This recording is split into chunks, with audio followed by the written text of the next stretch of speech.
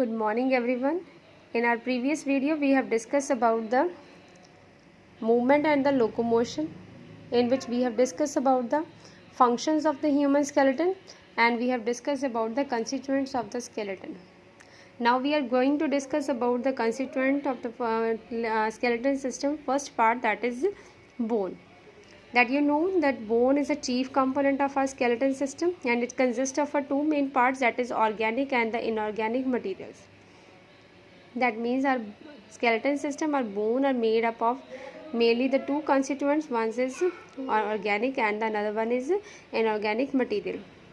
That inorganic part constitutes nearly the 2/3 of the entire bone substance. That means that inorganic part constitutes only the 2/3 of the entire bone substance. And it mainly that inorganic part, which part are considered? Mainly the calcium and the phosphorus. Now if we will play one experiment in which we are saying that we have kept the bone in a hydrochloric acid and the mineral part is removed. We have kept the bone in a weak hydrochloric acid and the mineral part of the bone is removed. That means it is dissolved and the remaining organic framework is left behind. We have seen that bone consists of inorganic or organic and the inorganic material, and we have shown one experiment in which we have kept the bone in a hydrochloric acid and its mineral part is removed. That means the inorganic part we have removed, only the organic framework is left behind. That kind of bones in which the organic part is left behind is called the decalcified bones, and they are the soft or the flexible bones, and they are so many flexible we can tie into a knot also. That means they are so many flexible. Next is, if we have taken the same bone which are having the organic or the inorganic constituents, now we have kept the bone in a strongly, we have used that bone and we have strongly heated it. Then after heated strongly, that organic matter is destroyed, that is oxidized. First we have seen that bone is a First we have seen that bone in which we have kept in a hydrochloric acid, its inorganic part is dissolved, that is calcium is removed.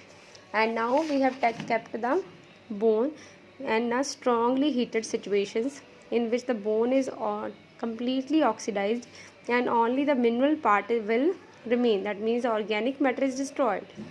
First the inorganic matter is completely dissolved. Such a bone turns brittle and quickly breaks. That means they are the weak bone. First the bone was changed into the flexible bones. Now the bones will be completely weak and they can easily break. And that they have shown with the example, with the age, as in old people, the organic part of the bone is reduced and the bone become more fragile, taking much time to rejoin after the fracture. Afterward, they have given here the classification of bones on the basis of a shape. For this they have given one table also here. See, bones, very important that table, in which they have classified the bone on the basis of the shape. First is long bones, short bones, flat bones and the irregular bones. They have shown here also that shape wise bones are classified into long, short, flat and the irregular bones. And they have explained also here that long bones consist of a shaft with the knob at the end. Like here they have shown, these are the shaft with the knobbed ends. This is a shaft and this is a knobbed end. Shaft is thick-walled, tubular, filled with the yellow marrow. Ends are spongy. Examples, bones of the arms, legs and the chest or ribs. Like they have shown here, this is a shaft and this is a knobbed ends.